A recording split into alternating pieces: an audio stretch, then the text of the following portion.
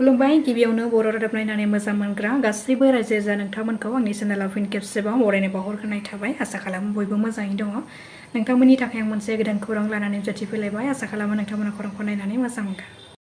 गसाइगाव, रौता, तामुलपुर आरो गुबुन गुबुन जायगाफोराव आक्रासुवा डक्टर हिमन्त बिश्व शर्मानि हेंथायै मुसुखा सावनानै गोख्रों खुद्रिसारदों।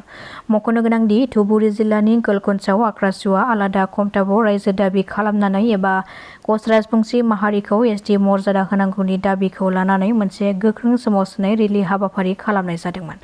जेराव बे रेलि खालामनायखौ होबथानो नाजानानै धुबुरी जिल्ला पुलिस बिफाननि गाहाय लीना दलेनि बिथोन होनायाव सोमावसारगिरिफोरखौ गाज्रि गाग्लोबो, जायनि जाहोनाव गोबां रेलि खालामनाय सुबुंफोरा गाज्रियैनो जोखोम जादों।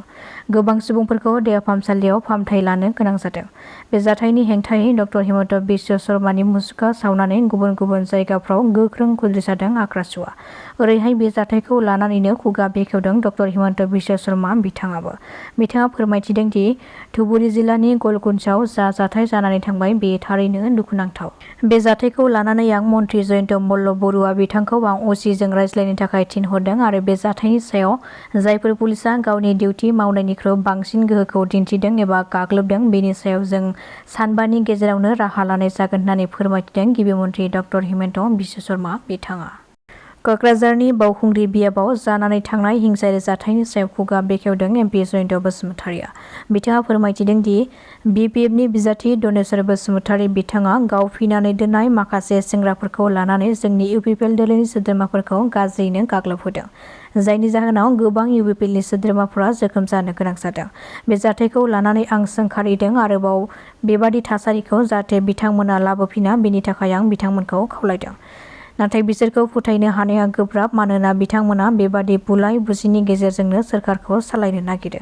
आं सिगाङावबो बुंबोदों गोजोन थासारियाव बिथांमोना राजखान्थि खालामनो रोङा, नाथाय बिथांमोना बुलाय सोलाय, नांलाय खमलाय, सिगि सग' दाबि धुमखि खालामनानैसो राजखान्थिखौ खालामनो नागिरो। आरो बेखायनो बावखुंग्रि बियाबावबो बेबादि जाथाया जादों होननानै बुंथियो एमपि जयन्त बसुमतारि बिथाङा। बेजों लोगोसेनो बिथाङा फोरमायथिबावदों दि जों माब्लाबाबो UPPL दोलोआ बेबादि दावराव दावसि खालामनायखौ लुबैया, जों जेब्लाबो गोजोन थासारिखौ लुबैयो। दनेश्वर बसुमतारि बिथाङा रनजित बसुमतारिया बिजाथि महरै गसंहैनाय लोगो लोगोनो गावनि जेनगोनखौ नुहुरखानानै रायजो राजाफोरखौ बुजायनो हायाखै, बेखायनो बेबादि सिगि सुग' खालामनानै रायजो राजाफोरखौ गावजों लांनो थाखाय नाजादों। नाथाय बिथांनि नाजानाया माब्लाबाबो जाफुंसार जाया, बिथाङा जेनगोना रोखा होननानै बुंथिबावो एमपि जयन्त बसुमतारि बिथाङा।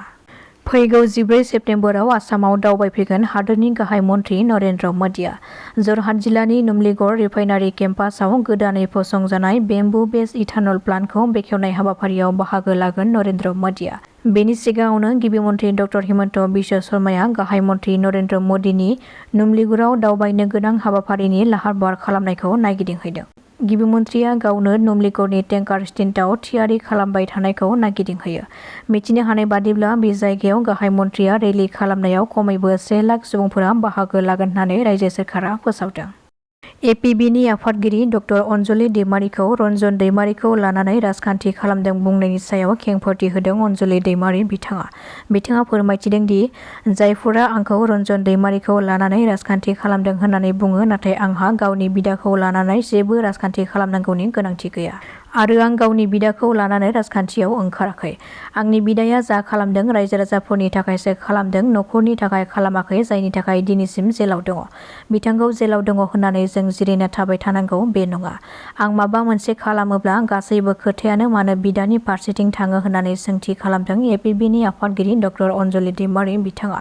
बेनि अनगायैबो बिथाङा फोरमायथिबावदों दि XNDP हानजाया एपिबि राजखान्थि हानजाखौ दादों मानोना बिथांमोना गोलाव सम बर' माहारिनि नेवसिजानाय बायदि बायदिनिफ्राय बर' माहारिखौ जाहाथे मान सनमानजों थांनानै थाहोनो हायो बेनि थाखाय खामानि मावदों। नाथाय बेखौ गासैखौबो मावजोबनो हायाखै। NDFB नि माखासे सोद्रोमाफ्रा दासिमबो जेलाव दङ। बेखायनो जाखिनि मावजोबनो हायाखै बेखौ हाथियारजों नङा, रेल लामाखौ होबथानानै नङा, नाथाय राजखान्थियाव हाबनानै खामानि मावनो थांनायाव बेवहाय सोरखौबा लानानै राजखान्थि खालामनाय मा बाथ्रा थानो हागौ होननानैबो सोंथि खालामबावो अनजलि दैमारि बिथाङा। बारग' बर' भलन्टियार फर्स आफादा UPPL दोलोखौ बिसायख'थियाव हेफाजाब होनो थाखाय सिगांबोदों। मैया भेरगावनि बिष्णुराभा अडिट'रियाम हलाव खुंनाय मोनसे जर'खा मेलनि गेजेरजों बे खौरांखौ फोसावदों। 32 नं फेरगाव बियाबनि सिङाव थानाय सा 400निबो बांसिन बारग' बर' भलेन्टियार्स फर्स एस'सिएशननि सोद्रोमाफ्रा बाहागो लानाय सावरायमेलनि गेजेरजों बे बाथ्राखौ फोसावदों। बे मेलाव UPPL दोलोनि गनायथि जानाय बिजाथि बारग' EM दावबायसा बर' बिथाङा बाहागो लानानै गुवारै सावरायलायो। मैयानि बे मेलाव फेरगाव जिल्ला UPPLनि लोगो आफादगिरि मनमहन बर', बारग' भलेन्टियार्स फर्स आफादनि गाहाय नेहाथारि प्रबिन बसुमतारी, फेरगाव जिल्लानि आफादगिरि नबिन दैमारी, बाबुराम बर'जों लोगोसे गोबां दैदेनगिरिफोरनि बाहागो लानायाव बे हाबाफारिया जानानै थाङो। दासिमनि खौराङा एसेनोसै। नोंथांमोना खौरांखौ नायनानै मोजां मोनदोंब्ला चेनेलखौ साबस्क्राइब खालामनानै लानो हागोन। गोजोन्थों।